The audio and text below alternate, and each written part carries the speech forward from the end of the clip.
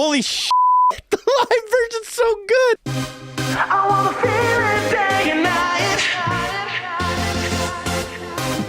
You are the power of my life. I wanna pop it better. I wanna feel it day and night. My world cannot delight. You are the power of my life. I wanna pop it better.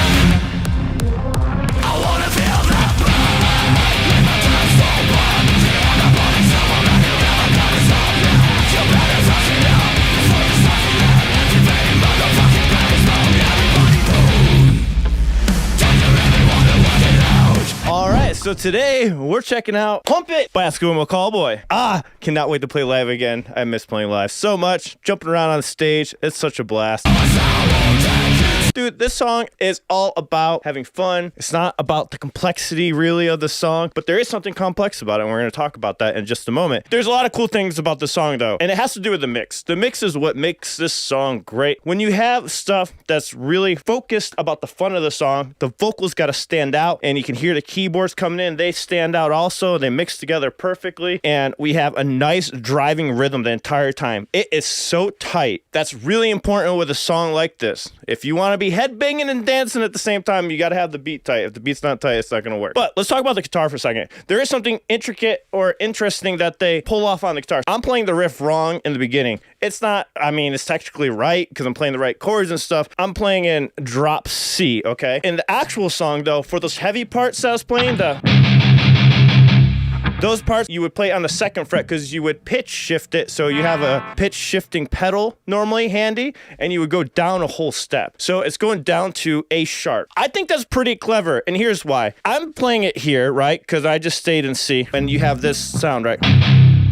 That's pretty good, but there's a tightness to dropping the strings and then fretting too, and it gives it more of a tight feel, and you need that for this song. That's why it's so important that they use the pitch shift. So now I'm going to show you where that pitch shift happens. So we have that opening riff, which is just very, very simple, alternate picking.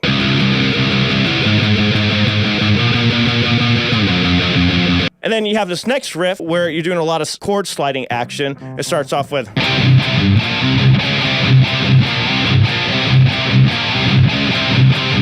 All that is in drop C, okay? And then after that, they hit the pitch shifter pedal, which drops it a whole step into A sharp so they can fret on the second fret of the guitar. That's where you get that tightness and that tight feel. And that's why I think it is important to use the pitch shifter to bring you down to that tuning do there, because it won't sound as loose as this. Because they could have easily played it in C. And if you don't want to tune, here's how you would do it. You just go...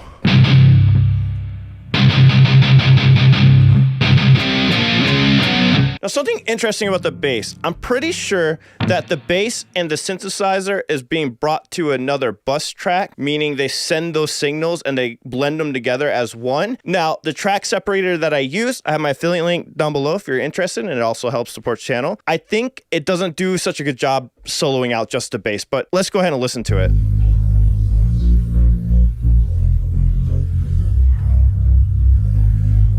Now, when I'm hearing the bass, this sounds super tight, and I think it was blended with the synthesizer that you have going on down here.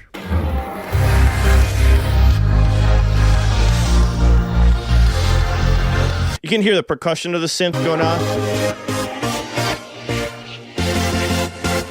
It's following along right with the vocals, and I also think there was some blending going on with the vocals with the synth. The whole point of mixing is to make sure this is perfectly blend. So what I think's going on is something like this. This is what I mean by sending to another bus. So you take this, these are my sends right here. So I'm gonna go ahead and send this to bus 2. And as you can see, it created another one down here. So we have another bus created. You can choose how much signal you want to send over there. So now when I solo this, it'll send those vocals to here. And normally what mixers will do is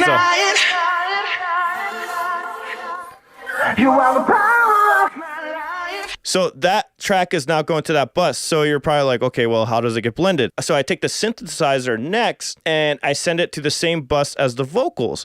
And I choose how much that goes in there. And now what I normally do when I'm mixing a song is I'll solo that out and it'll be like a little sub mix going on. See how the vocals are with the synth? Like, let's say I'll throw a reverb on it. So I'll throw a reverb on it. You see how it's like... Now it's all saturated reverb, and you can choose how much. So the whole point of me showing you guys this is how they like combined and mixed it together to make it sound full. It's like the glue. They're like gluing it together, because if you just throw the tracks on something, you'll just hear all of them individually. Whatever they did, I'm just guessing, of course, or from what I can hear, they perfectly mixed it together. That's the short answer. They perfectly mixed together. I want to go ahead and pull up a live performance real quick. We're going to check out a piece of it. I want to see how they incorporate this amazing mix that they have going on. Of course, they always bring a sound engineer with them when they're on the road. Most bands do that so they can make sure they have a like perfect mix going on. Here it is. Pump It live. So let's check this out. Wow.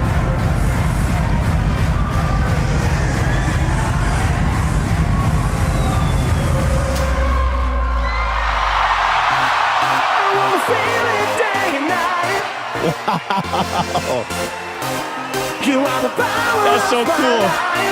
I wanna pump it better. I wanna feel it off my life. I wanna pump it better. Holy shit. The live version's so good. You better suck it up before you activate motherfucking blast mode, everybody. Oh my This fucking god. life is what I'm all about.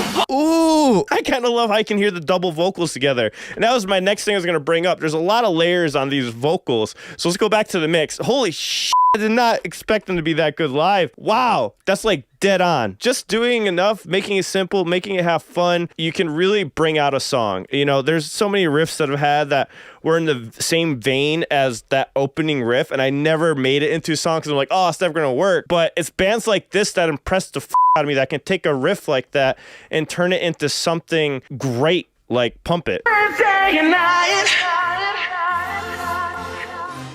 You are the power of my life. So you got a vocal affected track, meaning just like I was showing you guys earlier, they have a bus with just vocals and it's just saturated in reverb. So it'll be something like this here. Let me mute the synth. So, all right. Did that. Day and night. As you can tell, the reverb, it's perfectly timed leading up to the drums. Watch Day and this. night. You are the power of my life. I wanna pump it better. I wanna feel it day and night. My world got my delight. The drums sound so big and beefy. These could be sampled drums, but either way, it doesn't matter because samples are still played by real people. You have to hit perfectly in the center of the snare or tom to get that very big boom sound.